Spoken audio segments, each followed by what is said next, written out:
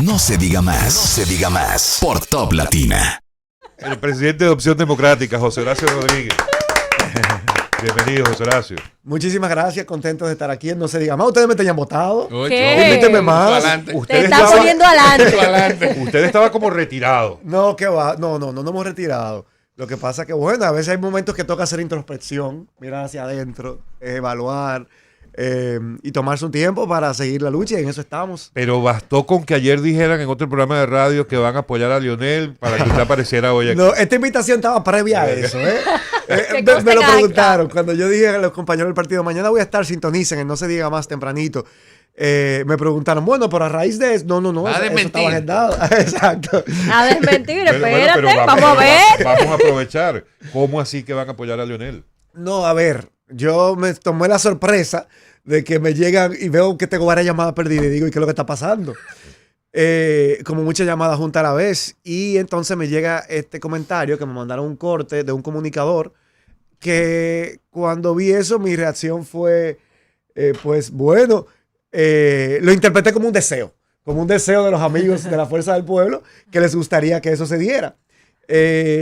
Y de vuelta hay un deseo recíproco que nos gustaría que la Fuerza del Pueblo pueda apoyar quien sea nuestra candidatura presidencial, sea Virginia Antares, sea Minú Tavares Mirabal, a lo que no hemos definido, porque estamos todavía a 3 años del proceso electoral. Son conversaciones que no se han tenido, que son extemporáneas, y nosotros estamos enfocados en el crecimiento de Opción Democrática, en el fortalecimiento de esta opción de poder que no nace como un partido bisagra, que nace como un partido con vocación de poder para alcanzar el poder, que por supuesto, llegada la coyuntura electoral, no descarta sentarse a hablar, a conversar posibles acuerdos electorales, llegado ese momento que no ha llegado. Claro. Esa conversación ni siquiera se ha tenido al interno de Opción Democrática, mucho menos se va a tener con dirigentes de otros partidos. Entonces, para hacer compromisos. ¿tú desmientes la declaración que hicieron un comunicador ayer diciendo que Opción Democrática iba a respaldar las aspiraciones del presidente Fernández? A mí me dio risa cuando yo vi eso.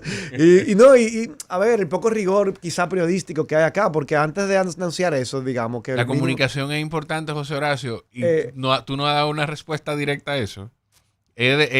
¿Sí o no? Bueno, Para tenerla clara. Que se rió, espérate. Y decirte que interpreto ese comentario como un deseo de ellos. O sea, para mí eso, y lo veo como un piropo a Opción Democrática. Okay. Porque si ellos tienen el deseo de recibir ese apoyo, quiere decir que Opción Democrática pinta como un partido que puede ser relevante para definir el resultado electoral del año 2028. Como un partido que se proyecta con crecimiento, con simpatía de la ciudadanía, y el ellos querer ese apoyo, bueno, pues yo lo veo como un piropo. Ahora, nosotros queremos el apoyo de ellos a nuestra candidatura presidencial. Claro. Y no solamente el de ellos.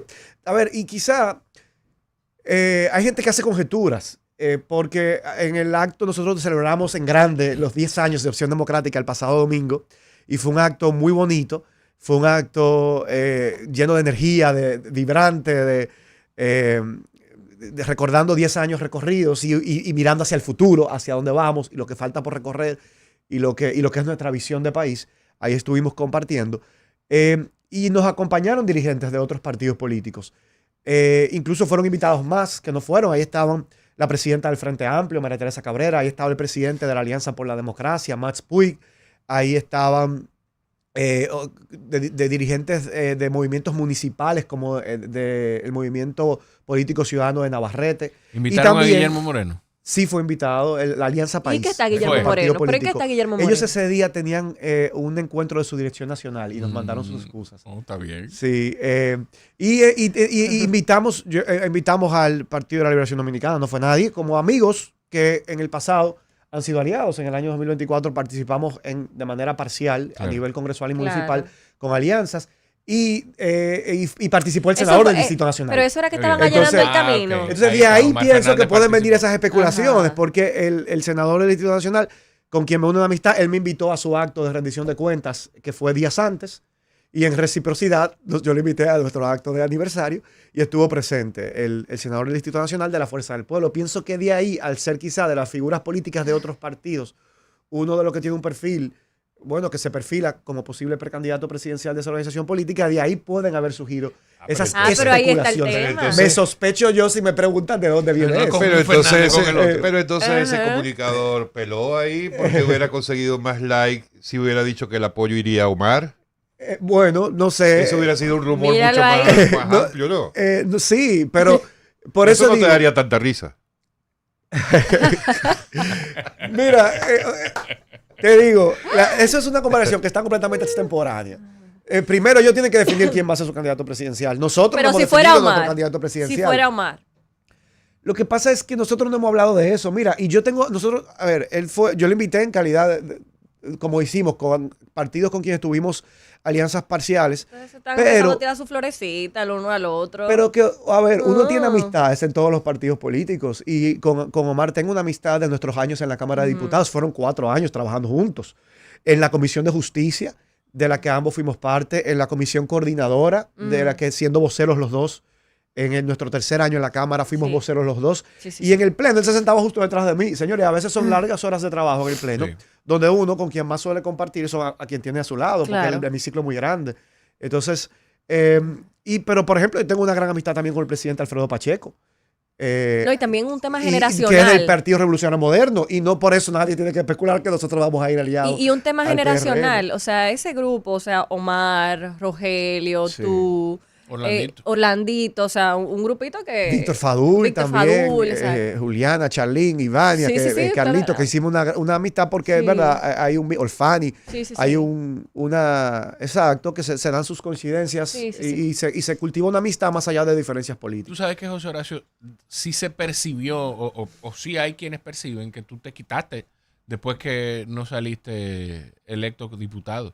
Hay quienes perciben eso, que tú has estado haciendo en términos de trabajo político, que quizá no ha sido evidente para quienes no están en Opción Democrática. Bueno, estamos conduciendo los esfuerzos para el crecimiento de Opción Democrática, como una alternativa política con vocación de poder, con ideas progresistas, para trabajar por una sociedad en la que haya más buena política. Y la buena política la he definido como una acción colectiva en búsqueda del bienestar colectivo. ¿Qué pasa? En nuestro país, la mayoría de la gente, yo lo descubrí cuando aspiré por primera vez a diputado, siendo un joven, todavía veinteañero, que no era conocido a nivel público, y que cuando decía, mira, estoy sopesando la posibilidad de presentar una candidatura a diputado, estoy hablando en el 2019, y me decían, la mayoría de las personas, o muchas personas, no la mayoría, mucha gente me dio su apoyo, pero percibía que había una cierta aprensión de quienes te decían, no, mira, yo soy apolítico, yo no me meto en política porque la política tiene un componente negativo. O ¿qué hay para mí? ¿Dónde está lo mío que tú me vas a ofrecer? Entonces, yo definí eso como la mala política. La política que suma adherentes por el que hay para mí. Claro. Y no pensando en qué hay para el país, para que el país avance. Y yo decía, mira, hace falta, en mi exacto lanzamiento en el 2019 que yo hice, yo decía, yo te prometo que hay para ti un representante que va a defender tus intereses en los espacios donde se toman las decisiones. Hace falta eso. Y yo lo pude ver, luego de también ser diputado, lo pude ver con mis propios ojos. Hay muchos legisladores defendiendo los intereses de élites partidarias, los intereses del gobierno o los intereses de élites económicas. Hay pocos defendiendo los intereses de la ciudadanía común. Y eso es lo que provoca, eso no es un fenómeno solamente de la República Dominicana, eso es un fenómeno mundial. Y es lo que provoca el auge que hemos visto a nivel regional de proyectos con tendencia autoritaria. Incluso ahora en los propios Estados Unidos, un presidente que está poniendo en entredicho principios que se habían dado como válidos de la separación de los poderes, el sistema de frenos y contrapesos. Que piensa presentarse probablemente en el 28. Ignorando lo que dice la constitución de su país, que se consideraba intocable y que ellos daban ejemplo ante el mundo de ser un país que respeta su constitución. Y eso está todo yéndose por la borda. Entonces, esa tendencia hacia apoyar proyectos autoritarios es porque hay un desencanto con el modelo de democracia que ha gobernado en las últimas décadas y que no ha podido cumplir el deseo de bienestar material de los pueblos, de superación material. Pero el problema nuestro, y que nosotros de Opción Democrática tenemos muy claro, que eso no es un problema de la democracia, eso es un problema de falta de democracia. Esos problemas en estas democracias se resuelven con más y mejor democracia. ¿Y por qué decimos que falta democracia? Porque ¿cuál es la definición real de democracia? O sea, la más clásica, que quizá y tradicional y famosa, dada por el expresidente de los Estados Unidos, que es muy famoso por haber jugado un rol fundamental en la abolición de la esclavitud, Abraham Lincoln decía, la democracia es el gobierno del pueblo para servir al pueblo. Sí. El problema es que cuando uno sale a preguntar, y yo tengo muchas charlas a veces que me invitan a universidades y a escuelas y colegios y liceos a dar charlas, yo le pregunto, tomando en cuenta esa definición de democracia, ¿hay democracia en la República Dominicana? Tenemos un gobierno del pueblo para servir al pueblo. Y entonces ahí ustedes se podrán encontrar con que la gente se encuentra, bueno, sí, pero no necesariamente, pero realmente este gobierno no sirve necesariamente al pueblo, sirve a sus intereses, sirve a los intereses de sus amigos. Entonces, ahí es que viene el problema. O los gobiernos. Sí, por eso digo las últimas décadas. Y por eso digo que es un fenómeno regional, no exclusivo de la República Dominicana. Claro. Y tiene mucho que ver, por ejemplo, con el financiamiento de la política.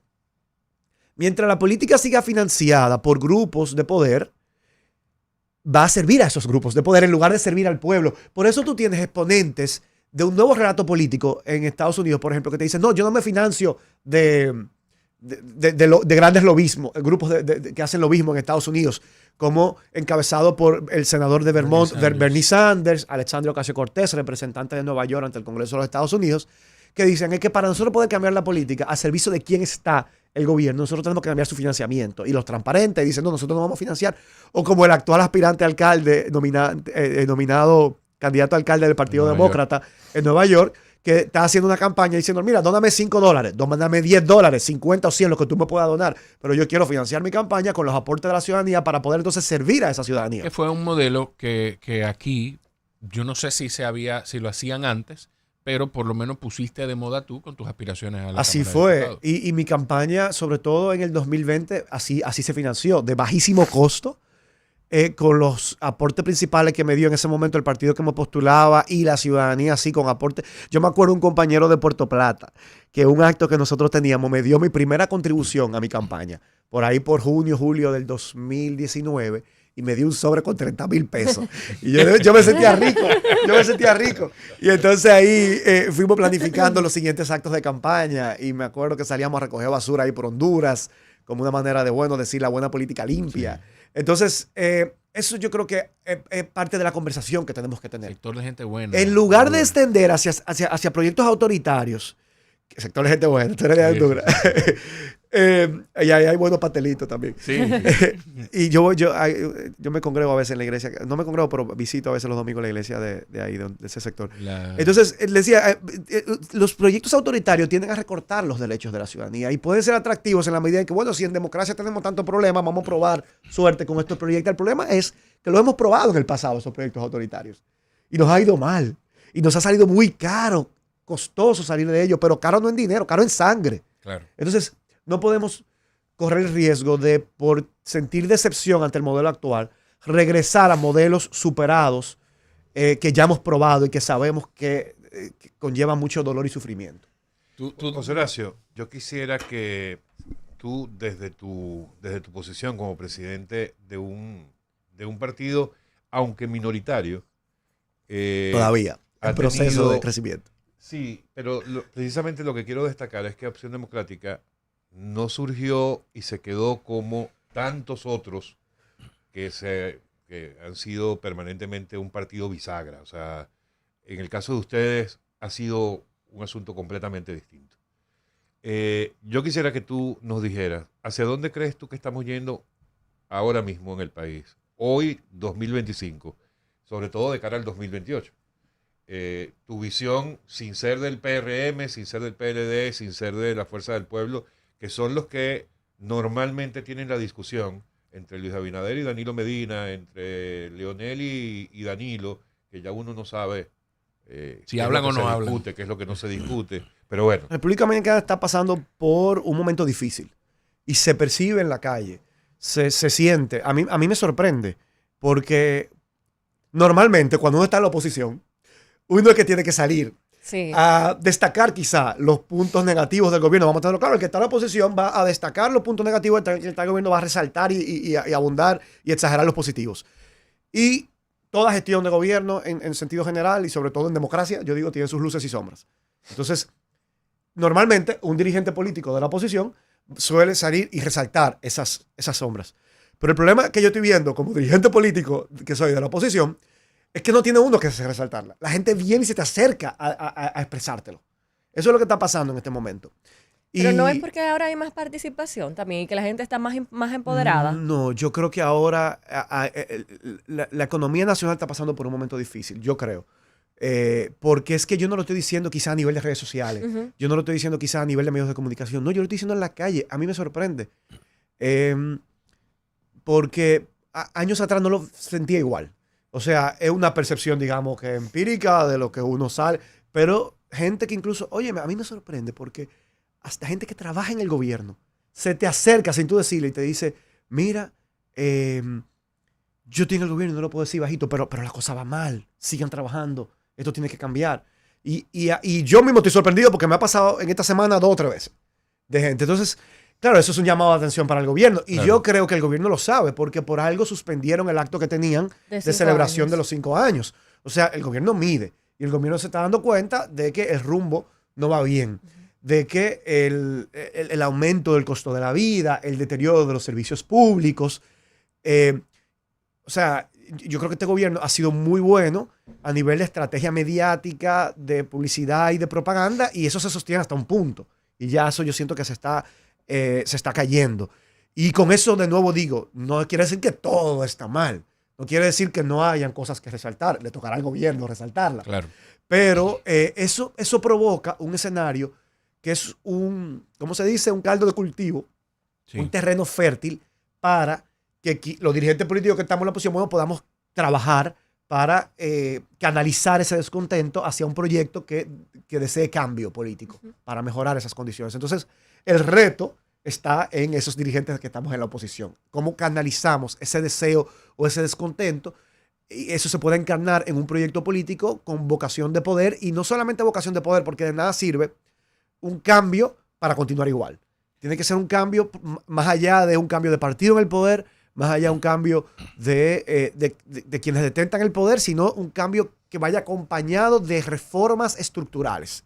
No mantener el mismo modelo que hemos tenido durante tanto tiempo, que concentra la riqueza, que ha logrado mantener un crecimiento económico, pero que ese crecimiento económico se ha ido concentrando, porque nosotros tenemos una economía que tiene la paradoja de ser una de las que más crece en América Latina, pero que sin embargo tenemos 1 de cada 5 dominicanos, estamos hablando de un 20% de la población, que son exiliados económicos, que están buscando migrar, porque aquí no pueden ver la posibilidad de desarrollar su proyecto de vida junto a sus familias.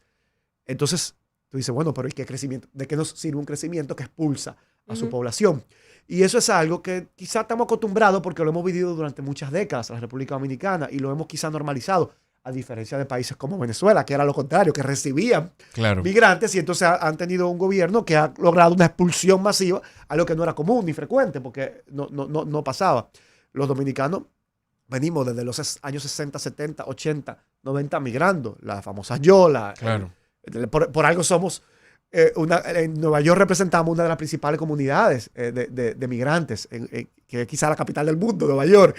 Y según el último censo de Estados Unidos, en la ciudad de Nueva York, sin contar, ¿verdad?, los suburbios y todo el resto, 800,000 dominicanos oficialmente registrados. Pero cuando vemos la gran metrópoli son mucho más. Y decía el cónsul de Estados Unidos, que recién llegó de nuevo, que República Dominicana es el segundo país del mundo al que Estados Unidos le da más visa después de México. Y lo sorprendente es que eso en términos absolutos, no es de que per cápita. Nosotros somos un país de 10 millones de habitantes. Y estamos en ese lugar. José Horacio, tú estuviste durante 4 años en el Congreso de la República y en una de tus declaraciones iniciales en el programa hablabas de poderes económicos a los que sirven algunos congresistas. ¿Cuáles son esos poderes económicos? A ver, en sentido general, yo te hablo de élites, pero también, y más marcadamente se ve que sirven al gobierno de turno, pero que los intereses del gobierno no necesariamente son los mismos intereses de la ciudadanía. Y yo siempre uso como ejemplo, para explicarlo, el tema del ajuste por inflación. Porque es un tema por el que trabajé. El que le dio seguimiento a mi paso por el Congreso sabe que yo duré varios años luchando para que aquí se haga un ajuste, que lo dice la ley, que cada año, anualmente, se debe hacer un ajuste por inflación a la escala de ingresos que perciben los dominicanos, grabada con impuestos sobre la renta. ¿Y qué pasa? Que hace 8 años que ese ajuste no se hace. La última vez que se aplicó ese ajuste fue en enero del 2017 y la canasta básica familiar estaba en 28,000 pesos. Según el Banco Central, ustedes pueden googlearlo, ir a la página del Banco Central. En enero del 2017. En enero del 2017. Ahora estamos en agosto casi septiembre del 2025. Casi 8 años después. 8 años y pico después. Y la canasta familiar, según el Banco Central, ya ronda los 45,000 pesos.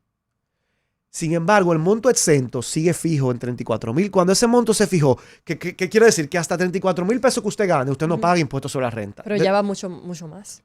Usted gana más de ahí y usted paga un 15% de sus ingresos de impuestos sobre la renta. En esa época, cuando se fijó ese monto, si usted ganaba ese salario de 35,000 pesos, usted podía cubrir el 100% de la canasta básica. Le quedaban 6,000 pesos para poder incurrir en otros gastos antes de comenzar a pagar impuestos sobre la renta. Hoy en día usted tiene un salario de 45,000 pesos. Apenas le da para cubrir la canasta básica, pero usted tiene que sobre 10,000 pesos que usted gana, de 35,000 en adelante, pagar un 15% de impuestos sobre la renta. ¿Qué significa eso? Que con esa medida de no aplicar el ajuste por inflación, el gobierno que se abastece, se financia de impuestos, ¿no? Principalmente, se está abasteciendo de personas con salarios reales menores. ¿Entiendes? Una persona que gana 40,000 pesos paga un 15% de impuestos sobre la renta de 34,000 en adelante y sin embargo no gana suficiente para cubrir su canasta básica. Entonces ahí hay un problema. Y un problema que tiene que ver con la justicia social.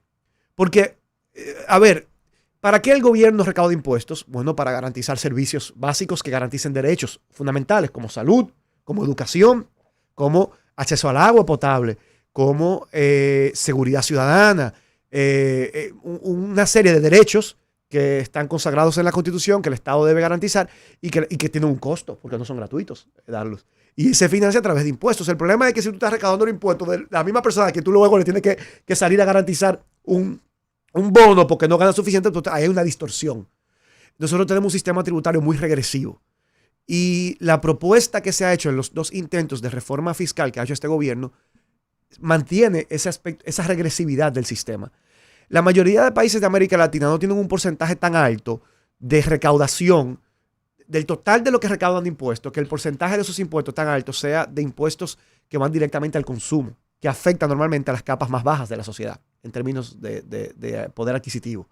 Entonces, ahí hay un modelo que Opción Democrática plantea una alternativa. Nosotros abogamos por un modelo más progresivo. Pero para no desviarme de tu pregunta, Jorge. Sí, porque que me le está dando No, para no desviarme de tu pregunta, quiero volver allá. Yo propuse en 2 momentos una enmienda al Pleno de los Diputados para que se votara la aplicación de ese ajuste. Porque el ajuste está en la ley. Pero el truco que comenzó en los gobiernos de Danilo y que ha continuado en estos gobiernos de Abinader, por eso hago la salvedad, que ha sido un modelo que se mantiene, es que cuando se somete a la ley de presupuesto general del Estado, ahora el 1 de octubre, en poco más de un mes, el gobierno tiene que mandar al Congreso el presupuesto general del Estado del 2026. En esa ley, en los últimos 7 años, se ha incluido un artículo que dice, bueno, provisionalmente, pero en esa provisionalidad tienen 8 años, para el año que viene, para el ejercicio fiscal del 2026, no se va a aplicar el ajuste por inflación que manda el artículo 295, párrafo primero, creo, del Código Tributario que ordena que se aplique este ajuste. Que yo propuse cuando identifiqué eso, vamos a eliminar ese artículo para que se tenga que aplicar el ajuste. O sea, ese artículo que deroga la aplicación. Y sometí la enmienda y fue rechazada. Entonces yo decía ahí, si los legisladores cumplieran el mandato que dice la Constitución dice, y yo lo voy a citar, creo que textualmente, los senadores y diputados no actúan bajo mandato imperativo y tienen el sagrado deber de representar al pueblo que los eligió, ante el cual deben rendir cuentas. Y yo me decía, si esos legisladores estuvieran representando los intereses del pueblo que los eligió, aprobarían esa solicitud de aplicación del ajuste por inflación. Porque eso va directamente a beneficiar un respiro tributario ante el aumento del costo de la vida de los bolsillos de todo el que le votó. Claro. Entonces, claro, pero eso dificulta al gobierno en la medida en que le permite recaudar un poquito menos, pero le permite recaudar lo que la ley dice que puede recaudar. Claro. Y además, yo lo que he dicho, si el gobierno tiene que identificar que debe recaudar más, pues entonces vamos a hacer un ejercicio a ver de dónde se puede recaudar más. Pero no sobre la base de gravar más salarios que son deprimidos, salarios que no alcanzan para cubrir una canasta básica. Y por eso una de mis propuestas cuando estaba como candidato a la reelección era una reforma a esa ley para que lo que la ley diga no es que se deberá hacer un ajuste anual por inflación, no. Que lo que la ley debe decir es que el monto exento del impuesto sobre la renta debe ser automáticamente calculado en base a el costo de la canasta básica según los cálculos del Banco Central. Para que ningún salario que no cubra la canasta básica pague impuestos sobre la renta. Porque ¿qué es renta? Renta de ganancia, renta de beneficio. Entonces un asalariado que no gana suficiente para cubrir los costos que el Banco Central dice que son los gastos básicos para poder sobrevivir, no debería pagar impuestos sobre beneficio. Ya está pagando impuesto al consumo, porque aquí se paga mucho impuesto al consumo. Y impuestos a las telecomunicaciones, porque todo el mundo tiene un celular. Y otro tipo de impuestos indirectos que se graban a través del consumo, pero no a la renta. Porque ese ciudadano, ese asalariado que no gana suficiente para cubrir su canasta básica no tiene ninguna renta. Entonces, esa es parte de la discusión. Entonces, ahí que yo pongo el ejemplo. Esos legisladores sirven a las élites gobernantes, digamos, al gobierno de turno, pero no sirven a la ciudadanía que les votó y que les eligió. Te recibo la respuesta, pero me le diste el helado a la ley, a las élites empresariales. Sí, pero por igual. O sea, porque hay intereses económicos, Horacio, y hay reformas. Y yo lo pude vivir con algunas leyes específicas que impactan determinados sectores. Y esas presiones se sienten en el Congreso Nacional. Te voy a poner un ejemplo en el que sentí esas presiones. Cuando se estaba discutiendo, que puedo estar de acuerdo o no con esos incentivos. En general sí, creo que hay que promover incentivos, lo que pasa es que esos incentivos hay que revisarlos. Pero, por ejemplo, cuando se estaba discutiendo la renovación a los incentivos a las empresas en la zona fronteriza, ahí se recibieron personas de sectores económicos en el Congreso Nacional que propugnaban para que esos incentivos se mantuvieran. Pero aquí yo pienso que los incentivos tienen que revisarse cada cierto tiempo. Yo no pienso que deben ser indefinidos en el tiempo. Y tienen que hacerse los cálculos, y ya eso se encargan los economistas de hacerlo, de que la contribución que están haciendo esos incentivos compensan lo que el Estado está dejando de percibir. Por otro lado, ya sea lo compensa en generación de empleos, o lo compensa en la posibilidad de generar exportaciones que le generan divisas al país. O sea, eso se tiene que calcular. Y se tiene que hacer de manera periódica. Y ese fue un momento en el que yo sentí esas presiones en el Congreso Nacional de grupos económicos que abogaban para mantener esos incentivos, por ejemplo, en la zona fronteriza del país. José Horacio, el proyecto de reforma del Código Laboral terminó en la legislatura pasada y entonces vuelve a ser... Ahí también, Jorge, mira otro ejemplo. Mira qué ejemplo. El tema, la gran discutida cesantía. Bueno, ahí hay una discusión. Espérame, que no te he hecho la pregunta. Que hacia allá voy. Pero que, yendo a la pregunta, ponerla anterior, ese es otro ejemplo. El tema de la reforma laboral, ¿de qué lado tú estás? O sea, tú tienes que defender los intereses o del empleador o del empleado. Son intereses que a veces se ven contrapuestos. Y yo pienso en el equilibrio. Yo no pienso que tú te tienes que casar ni con un lado ni con el otro, que buscar un equilibrio para que el país salga ganando. Pero normalmente, José Horacio va a tender a colocarse del lado del más vulnerable. La piedra de tranca definitivamente en el Código Laboral es la cesantía. El sector privado insiste en buscar la manera de eliminarla. Sin embargo, mientras el gobierno y los representantes de los trabajadores hablan de que la cesantía no se va a tocar. Incluso los parlamentarios, los legisladores han dicho lo mismo. Sin embargo, hay una nueva propuesta sobre la mesa hecha ayer por el sector privado que incluiría el pago de la cesantía no en un periodo de 10 días, como establece el Código Laboral actual, sino que se extienda a lo largo de 6 meses y pagadero como en cuotas mensuales, como para alivianar ese ¿cómo se llama? Ese desembolso, sí, que no sea una sola vez en un poco tiempo. Y lo otro es, ahora se me fue, pero bueno, fundamentalmente la extensión de ese pago no en los primeros 10 días una vez que se cancela la persona, sino a lo largo de 6 meses y en forma mensual. ¿Cómo ves tú esa opción? Y en todo caso, tú conociendo cómo funciona el Congreso, ¿tú crees que ese código va a salir? Bueno, sobre la reforma del Código Laboral, algo que a mí me preocupa precisamente es que la discusión se ha centrado básicamente en el tema de la cesantía. Y hay muchos temas más importantes que atañen a los trabajadores. O sea, el tema de las vacaciones, los días laborables, la cantidad de horas semanales de trabajo. Todo eso, la tendencia en los países del hemisferio es a flexibilizar, es a, entender la reducción de las jornadas. Sí. Hay países que ya tienen jornadas reducidas los viernes hasta mediodía. Nosotros que se ha demostrado que no es necesario estar en las oficinas para ser eficientes. También. Entonces, hay una tendencia hacia la flexibilización y yo siento que esa reforma no la está contemplando. Más bien, yo pienso que hay retrocesos. Por ejemplo, hoy en día el código prevé que el domingo es un día que es feriado y que si se toca trabajar, eso toma como horas extras. Sí. Ahora se está poniendo que ya el domingo no es necesariamente feriado, que a ti te pueden dar tu día, que tú lo que tienes un día libre a la semana, que puede ser un lunes, un martes. O el miércoles, imagínate. O un miércoles. Y yo pienso que es un retroceso, por ejemplo. O sea, para el trabajador.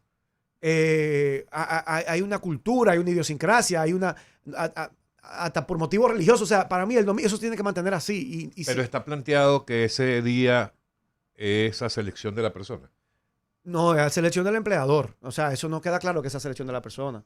El empleador dice, Porque mira, si el día que fuera- tú liberas es este. Bueno, no, si usted tiene que trabajar los domingos, que tiene un costo mayor, eso se va a eliminar. Pero el domingo es el día que toda la familia tiene para poderse reunir. Y si tú tienes que trabajar, se te debería pagar más. O sea, eso es lo que yo pienso. Y así como está. Entonces, yo pienso que eso es un retroceso. En el tema de la licencia de paternidad, yo soy un abanderado porque entiendo que es una de las medidas para fortalecer la familia. Y se está planteando aumentar de 2 a 4 días. Eso sigue siendo insuficiente. O sea, nosotros logramos aprobar en la Cámara de Diputados por un proyecto que yo deposité con apoyo del diputado Johnny Medina de Puerto Plata y de Magda Rodríguez y otros más, de Pedro Martínez, que en la Cámara de Diputados llegó a aprobar 10 días. Eso sería un paso de avance significativo. Y se aprobó en 2 ocasiones. Lo que pasa es que en el Senado no llegó a convertirse en ley, de nuevo, por presiones. Entonces, yo pienso que eso es insuficiente. En términos de vacaciones se está aumentando muy poco. Nosotros establecieron 14 días al año a principios del año 90. Eso es muy poquito. Cuando uno lo compara a nivel regional, eso es muy poquito. Aquí se debería hablar de aumentar eso a 18. O sea, hay otros temas para mí importantes en esa discusión al Código de Trabajo, porque al final lo que se busca es un equilibrio. La tendencia es a buscar un equilibrio entre calidad de vida y compromiso profesional y laboral. Esa es la tendencia global. Y yo siento que esa reforma no va encaminada en esa dirección. Y con relación a la cesantía, que ha sido sí una pieza de tranque, porque yo pienso que los sectores sindicales han renunciado a todo con tal de preservar la cesantía. Y bueno, es una estrategia que respeto. Yo pienso que en su momento no estoy de acuerdo con la eliminación tal cual de la cesantía. Si se va a plantear una reformulación, pienso que tenemos que estar abiertos. Esa opción que escuché ayer me pareció interesante, porque no la había contemplado antes. Me pareció interesante. Incluso ahora, hasta como empleador, lo puedo ver. Pienso que no se debe reducir esos beneficios, pero la posibilidad de que se pueda diferir el pago, y no diferir en el sentido de que te lo entrego todo más adelante, pero que sí se vayan entregando partidas. Correcto. Eso me parece sumamente interesante. Y quizás Podría ser parte de ese posible equilibrio del que tú hablas. Claro, ¿no? yo creo mucho en ese equilibrio. Y sobre todo, pero dependiendo también los montos. Porque quien tiene un monto acumulado pequeño, digamos que quizás no tiene sentido que tú se lo pagues diferido. Ahora, empleados, digamos, de larga data, que son montos significativos, o sea, a veces tú tienes que tiene que liquidar un empleado y estamos hablando de millones de pesos para una empresa quizás de un determinado tamaño. O sea, que eso se pueda regular en el sentido que dependa del tamaño de la empresa, porque no es lo mismo el impacto para una empresa grande que para una empresa pequeña o mediana, y que se pueda también tomar en cuenta con los montos del valor de esa cesantía. Me parece totalmente razonable que tratando de empresas pequeñas y medianas y que son montos altos, que eso se pueda prorratear. Eso me parece totalmente razonable. Y sería un paso de avance para que, digamos, destrabar la posibilidad de que ese código pueda pasar. Se ha hablado también del tema del seguro de desempleo. Ajá. Que a mí me parece interesante porque el seguro de desempleo está previsto en la Ley de Seguridad Social. Y esa ley es del año 2001. Han pasado 24 años y no se ha implementado. No se ha implementado. Entonces, Wow.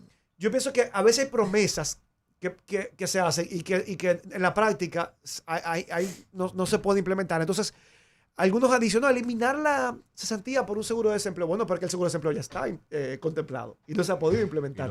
No se puede jamás tocar la cesantía por una promesa. De que no, se va a hacer de esta determinada manera. Hasta que eso no esté en práctica, ahí no se puede hablar de reformular la cesantía. Y me gusta mucho esa opción, como te decía, de que se pueda hacer prorrateado y que se tome en cuenta el tamaño de la empresa para flexibilizarlo y también el valor de lo que se va y que se puede medir, digamos, en cantidad de salarios de lo que el empleado deba recibir. Y eso me parece que sería un paso de avance que permitiría darle un respiro al empleador, pero que el empleado no pierda ese derecho. Claro. José Horacio, lamentablemente se nos acabó el tiempo.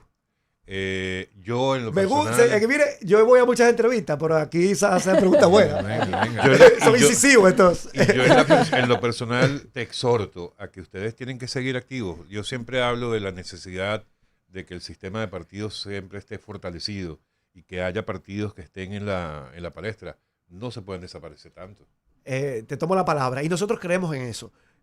Claro, competimos en un nivel de desigualdad muy grande, Alex. O sea, a veces estamos trabajando y quizás no se siente porque la desigualdad es real. O sea, para mí es muy injusto el sistema de financiamiento de los partidos políticos. Porque te le da... A ver, a veces hay partidos que a nivel nacional en las elecciones se eligen más de 4.000 candidaturas. Y hay partidos que te presentan a nivel nacional 2 o 3 candidatos. y otros presentamos candidatura presidencial, presentamos candidaturas senatoriales, de diputados, de regidores, de alcaldes en el país entero, y te dan el mismo financiamiento que otro que nada más presenta 2 o 3 candidatos. Entonces, ahí hay algo que hay que revisar del sistema electoral.